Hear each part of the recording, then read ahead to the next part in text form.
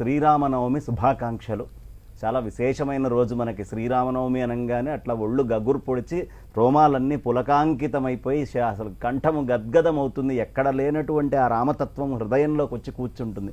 ఆ చెప్పలేని ఆనందం మనలో ఉంటుంది. ఇవాళ మనం కళ్యాణం చేసుకోవడానికి మూల పురుషుడైనటువంటి వాడు శ్రీరామదాసు.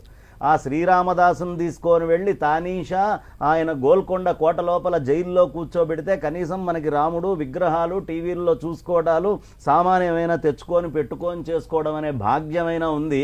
ఆ భాగ్యం కూడా లేకుండా ఆయన్ని లోపల పెడితే అక్కడే కూర్చొని ఉన్న రాయితోటి శ్రీరామ సీతారాములను అక్కడ చెక్కుకొని ఆ విగ్రహాలకి పూజ చేసుకుంటూ ఆయన కీర్తల్ని ఆ రాగమాలికని ఆయన అందించారు. రాగమాలిక అంటే ఏదో రాగాలతోటి కూడినటువంటి పాటలే కాదు, ఆయన లోపల రాముడి పట్ల ఉన్నటువంటి అనురాగమాలికని కూడా తీసుకొని అక్కడ సమర్పించటం అనేది జరిగింది. కాబట్టి అంతకంటే పెద్ద కష్టాన్ని మనం ఏం చూడట్లేదు.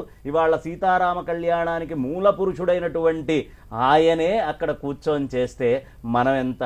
కాకపోతే శ్రీరాముడు అనేటటువంటి వాడు అసలు ఎక్కడ జరగాలయ్యా ఈ కళ్యాణము అంటే ఆత్మాత్వం గిరిజామతి అని ఆదిశంకర భగవత్పాదాచార్యుల వారు ప్రయోగం చేస్తారు.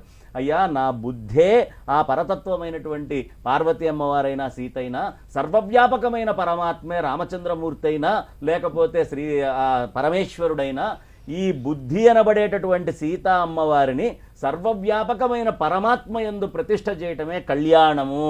అంటే మన బుద్ధిని అంతటా నిండి ఉన్నటువంటి రామచంద్రమూర్తి మీద ప్రతిష్ఠ చెయ్యాలి అనే విషయాన్ని చెప్తున్నారు. దీన్నే చక్కగా మనకి అద్భుతమైన ఒక కీర్తనలో త్యాగరాయ స్వామి వారు చెప్తారు. కదిలేవాడు కాడే రాముడు కథలెన్నో కలవాడే రాముడు. కదిలేవాడు కాదయ్యా రాముడు, కథలెన్నో కలిగినటువంటి వాడు.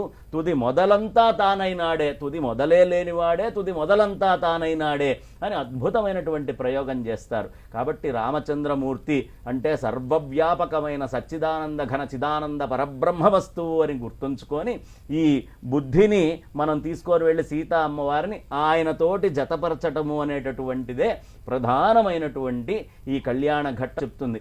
ఒకానొక సందర్భంలో విశ్వామిత్రుల వారు యాగాన్ని చేస్తూ ఉన్నప్పుడు ఆయన యాగాన్ని ఎప్పటికప్పుడు ఆటంకపరిచేటటువంటి శక్తులు ఎప్పుడూ ఆసురీ శక్తులు ఉంటాయి.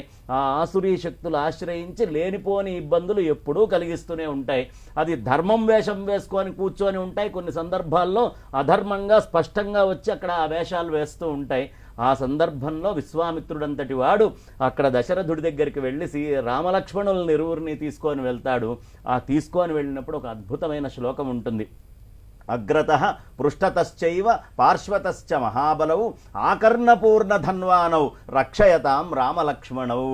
అయ్యా రామలక్ష్మణులైనటువంటి మీరిరువురు ఆకర్ణపూర్ణ ధన్వులై అంటే మొత్తము ధనస్సును ఎక్కుపెట్టి చెవుదాకా బాణం లాగినటువంటి మీ రూపం ఏదైతే ఉందో ఆ రూపములో మీరిరువురు కూడా మమ్మల్ని రక్షించాలయ్యా. ముందు వెనక పక్కల అంతా ఉండి కూడా మనల్ని రక్షించగలిగేటటువంటి ఏకైక ప్రభు ఎవరైనా ఉన్నారు అంటే ఆపదాం అపహర్తారం ధాతారం సర్వసంపదాం లోకాభిరామం శ్రీరామం భూయో భూయో నమామ్యహం అని చెప్తారు కదా. అలా మన ఆపదలన్నిటి నుంచి బయటికి మనల్ని తీసుకొని వెళ్ళి వేసేటటువంటి ఎవరైనా ఒక శక్తి, ఒక మహత్తరమైనటువంటి తత్వం ఈ భూమి మీద ఉంది, లేదు ఈ బ్రహ్మాండం అంతా నిండి ఉంది అంటే అది శ్రీరామచంద్రుడు మాత్రం.